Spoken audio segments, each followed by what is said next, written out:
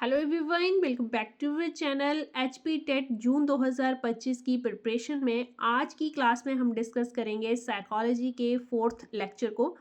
हम यहाँ पे एमसीक्यूज बेस्ड क्वेश्चन साइकोलॉजी के डिस्कस करते हैं ताकि जून 2025 में होने वाले टेट एग्ज़ाम को हम अच्छे से प्रिपेयर कर सकें और साइकोलॉजी के मैक्सिमम क्वेश्चन जो हैं वो उस पेपर में अटेम्प्ट कर सकें। तो चलिए स्टार्ट करते हैं आज की वीडियो, और अगर आपको वीडियो पसंद आए तो लाइक ज़रूर कर दें। फर्स्ट क्वेश्चन है, short term memory is also known as, अल्पकाल्पिक स्मृति जो होती है उसका दूसरा नाम क्या है? ऑप्शंस क्या क्या हैं? Sensory memory, passive memory, active memory या फिर इनमें से कोई भी नहीं। तो यहाँ पे सही ऑप्शन होगा option C, active memory. Short term memory जो होती है उसे एक्टिव मेमोरी या फिर प्राइमरी मेमोरी के नाम से भी जाना जाता है।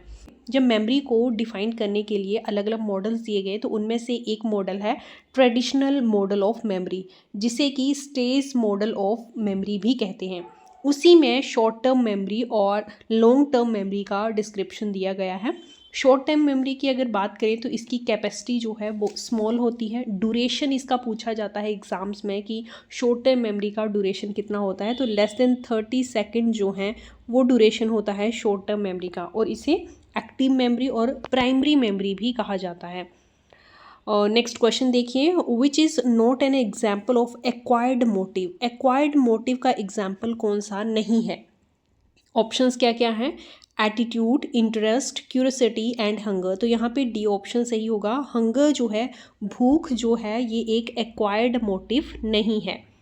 Next, modelling is the concept given by. Modelling का कॉन्सेप्ट जो है, इसकी अवधारणा जो है, किस साइकोलॉजिस्ट के द्वारा दी गई थी? ऑप्शंस में है जेबी वाटसन, सिगमंड फ्राइड, वाइगोस्की या फिर डी ऑप्शन है एल्बर्ट बंडूरा। तो यहाँ पे ऑप्शन डी जो है करेक्ट आंसर है। मॉडलिंग की अवधारणा जो है वो एल्बर्ट बंडूरा के द्वारा दी गई थी।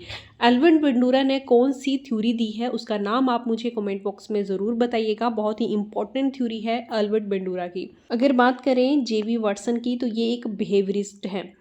कई बार क्वेश्चन एग्जाम में इस तरह से भी पूछ लिया जाता है, आपको साइकोलॉजिस्ट के नाम दे दिए जाएंगे और आपसे पूछा जाएगा कि कौन सा इनमें ह्यूमनिज्म को फॉलो करता है, कौन सा बिहेवियरिस्ट है, या फिर स्ट्रक्चरलिज्म का पॉइंट ऑफ व्यू कौन फॉलो करता है। तो यहाँ पे वाटसन की अगर बात करें, ये बिहेवियरिज्म को फॉलो करते हैं और फादर ऑफ बिहेवियरिज्म भी इन्हें कहा जाता है। सिगमंड फ्राइड जो है ये एक साइको एनालिटिक है। नेक्स्ट क्वेश्चन है, the drive reduction theory of motivation is given by. Drive reduction theory of motivation ये दी थी हल ने। डी ऑप्शन जो है करेक्ट आंसर है। यहाँ मैं फोर्थ ऑप्शन देना भूल गई हूँ, पर ये आप याद रखेंगे। अब्राहम मैस्लोव ने भी मोटिवेशन की थ्योरी दी थी और उन्हें जो है उनकी थ्योरी को नीड थ्योरी कहा जाता है, हायरार्की मॉडलिंग के द्वारा दिया गया था। अगर आप उसकी वीडियो देखना चाहते हैं तो चैनल पे पहले से ही है, अलग अलग थ्योरी से रिलेटेड मैंने वीडियो अपने चैनल पे अपलोड की हुई है। वो आपके एग्ज़ाम के लिए बहुत इंपॉर्टेंट है, आप एक बार ज़रूर देखिएगा उन्हें। अगर सिगमंड फ्राइड की बात करें तो इन्होंने पर्सनैलिटी की थ्योरी दी है, बहुत इंपॉर्टेंट थ्योरी है, अक्सर एग्जाम में इनसे रिलेटेड भी क्वेश्चन बनते हैं। नेक्स्ट क्वेश्चन है, dash is the first stage of motivational cycle. Motivation cycle की कितनी स्टेजेस होते हैं, पहले उनके बारे में बात करते हैं। टोटल 4 स्टेजेस होती हैं मोटिवेशनल साइकिल की, और उनमें फर्स्ट स्टेज होती है नीड। यहाँ पे सी ऑप्शन जो है वो करेक्ट आंसर होगा। फर्स्ट पे नीड है, सेकेंड स्टेज होती है ड्राइव। सेकेंड स्टेज कौन सी होती है? ड्राइव। थर्ड पे आता है इंसेंटिव, और थर्ड स्टेज होती है गोल, या फिर आप मोटिव भी कह सकते हैं। तो यहाँ पे 4 स्टेजेस होती हैं मोटिवेशनल साइकिल की। आपको हर एक स्टेज पता होनी चाहिए, क्योंकि यहाँ पे फर्स्ट स्टेज पूछी है, नेक्स्ट एग्जाम में मे भी लास्ट स्टेज पूछ ली जाए, फोर्थ स्टेज पूछ ली जाए। टोटल 4 स्टेजेस हैं, ये भी पूछ सकते हैं कि how many stages in the motivational cycle. इस तरह से भी क्वेश्चन बन सकता है। तो आपको मैंने हर पॉइंट ऑफ व्यू से बता दिया है। आई होप ये क्लियर हो गया होगा आपको। नेक्स्ट है, according to dash each child draws his her own meaning of incoming information. यहाँ पे आपको बताना है कि कौन से स्कूल ऑफ साइकोलॉजिस्ट के अकॉर्डिंग हर एक बच्चा इनकमिंग इन्फॉर्मेशन का अर्थ जो है, मीनिंग जो है, वो अपने आप निकालता है। ये किसके द्वारा कहा गया था? तो ये कहा गया था कंस्ट्रक्टिविज्म के द्वारा। डी ऑप्शन करेक्ट आंसर है। इन्हीं का मानना था कि बच्चे को जो भी इन्फॉर्मेशन मिलती है उसका अर्थ उसे क्या निकालना है वो अपने अकॉर्डिंग डिसाइड करता है। अगला प्रश्न है educational psychology is useful in, educational psychology है वो कहाँ यूजफुल है? ऑप्शंस हैं to understand own self, to understand the child, to choose the teaching method, या फिर D option whole teaching process. तो यहाँ पे डी ऑप्शन करेक्ट होगा, होल टीचिंग प्रोसेस। टीचिंग का जो भी प्रोसेस रहता है उसमें यूज़फुल होती है एजुकेशनल साइकोलॉजी। अब टीचिंग प्रोसेस में क्या क्या कंपोनेंट आते हैं, जैसे कि हमें टीचिंग मेथड कौन सा चूज़ करना है, बच्चे को समझना, उसके ओरिएंटेड हमें टीचिंग करनी है, उनको लर्निंग प्रोवाइड करने के लिए कौन से इंस्ट्रूमेंट यूज़ करने हैं, कौन सा मेथड यूज़ करना है, ये सारा टीचिंग प्रोसेस में आता है। तो इस सभी में जो है एजुकेशनल साइकोलॉजी बहुत यूज़फुल होती है।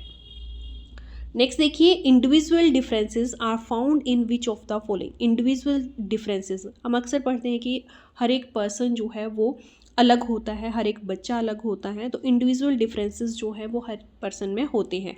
तो वो कहाँ पे मिलते हैं और जो ऑप्शंस दिए हुए हैं उनमें से आपको बताना है। एटीट्यूड, पर्सनैलिटी, इंटेलिजेंस, या फिर इन सभी में। तो इंडिविजुअल डिफरेंसेस जो हैं वो पर्सन में हर फील्ड में होते हैं, चाहे वो इमोशंस हो, एटीट्यूड्स हो, इंटेलिजेंस हो, या फिर पर्सनैलिटी हो। All the above is the correct answer. Next है what type of group is family. Family जो है किस टाइप का ग्रुप होता है? Secondary, male group, former group, primary group. तो फैमिली जो है वो प्राइमरी ग्रुप में आती है, डी ऑप्शन करेक्ट आंसर है। बच्चे के लिए फैमिली जो है उसका प्राइमरी ग्रुप होता है। प्राइमरी ग्रुप जो है बहुत इंपॉर्टेंट होता है बच्चे की अर्ली चाइल्ड डेवलपमेंट में।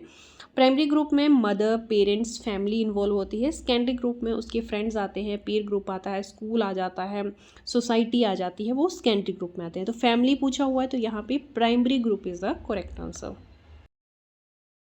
अगला क्वेश्चन है a teacher makes use of variety of task to cater to the different style of her learners, she is influenced by. Teacher जो है अपने स्टूडेंट्स को अलग अलग टॉपिक पढ़ाने के लिए, वैरायटी ऑफ टास्क मीन्स अलग अलग टॉपिक्स जो हैं वो उसे कवर करने हैं, तो उसके लिए वो डिफरेंट स्टाइल्स जो है वो टीचिंग का यूज़ कर रही है।